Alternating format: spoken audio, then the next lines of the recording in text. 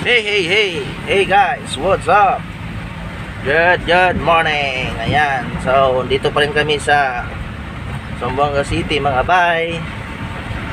So papunta na naman kami doon sa activity area namin. So bali ito guys yung airport nila. Yan, so ito yung airport ng Zamboanga City, no? Malapit lang siya dito sa sentro. Yan. So hindi natin makikita yung runway kasi mataas yung bakod.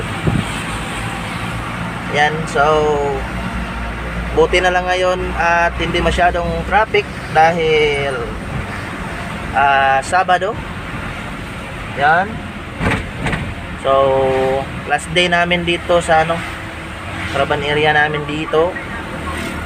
So yung vlog natin nung pumunta tayo dito ay hindi ko pa na-upload, hindi ko pa na-edit kasi medyo busy and si Miluya ta karon, no?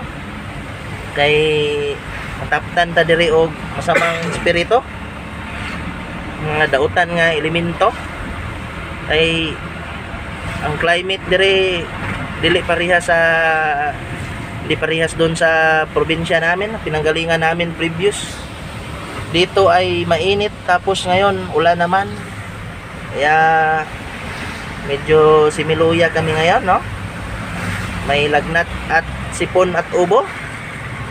Pastilan. So mga bay, pakita ko lang sa inyo again itong kanilang mga dito, building, oh. Garden Orchid Hotel. Yan, so hindi ko alam kung saan tong lugar na to. Pero makikita niyo to sa Zamboanga, of course.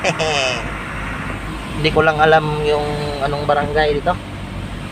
Yan, so ito pa rin yung airport, no, side. Diyan sa loob, dito yung entrance. Yan, no. Dito yung entrance, oh. Aeropuerto. Yan. Aeropuerto pala yung tawag diyan sa Chabacano. Aeropuerto or airport. Ayan. So pag sinabi kasing puerto ay yan, daungan, no? Puerto. Ayan, oh, ayan, oh. So hindi masyadong matraffic ngayon, hindi katulad kahapon, no? Grabe, stampede ang traffic, oy. O makaluya ba, makaluya. So yun, liliko kami dyan sa right side. Shout out sa mga hindi pa nakapunta ng Zamboanga City. Malaki-laki din tong Zamboanga City, guys, no? At madaming sasakyan. Parang din, ano bang yung mga syudad na napuntahan nyo, yung malalaki. Basta, ay ayan guys, no, yung panel na sinusundan namin, kasamahan namin yan dito. Yan, shout out dyan, no? Kay sila yung aming tour guide. Kay baka mawala kami, malipat kami sa dalan, punta kami na makaguliyang dani, mawala tayo sa yung daan, no? So ito pala guys, itong papunta ng Ayala, no, papunta doon sa Barangay Ayala. Ano pa yung barangay na yun? San Ramon.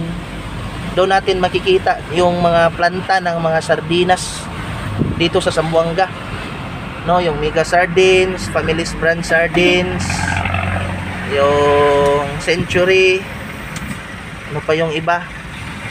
Yan lang yung alam ko, eh. Oh, marami pa daw. Kasi nandito yung mga planta. Kung ma-check nyo yung label ng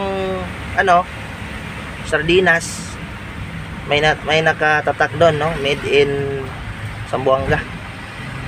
Yan, may mga pulis. Ano kayang inaano ng mga pulis doon? Then guys, short vlog lang ngayon araw na to kasi similuya tayo, no? Ayun nga pala, no, siya nga pala, no, yung Zamboanga pala ay kung makikita nyo, madaming motor, no?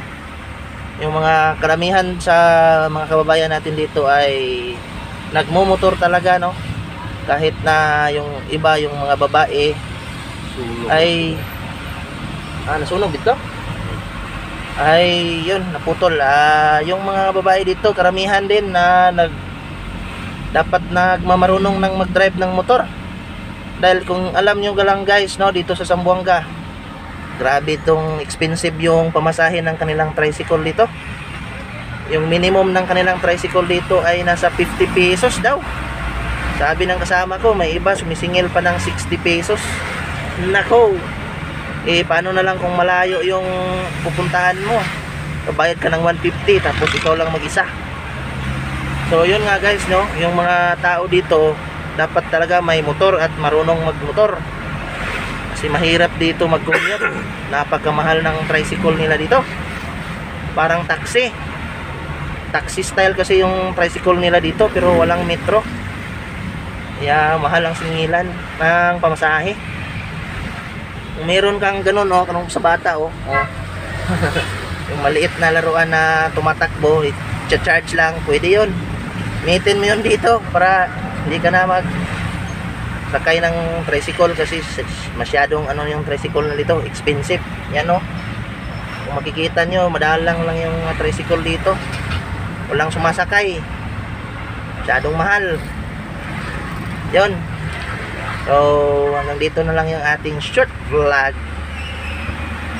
Bye for now, kasi nang-awit na ako similuyan ang kamot. Yan, bye for now. Traffic na.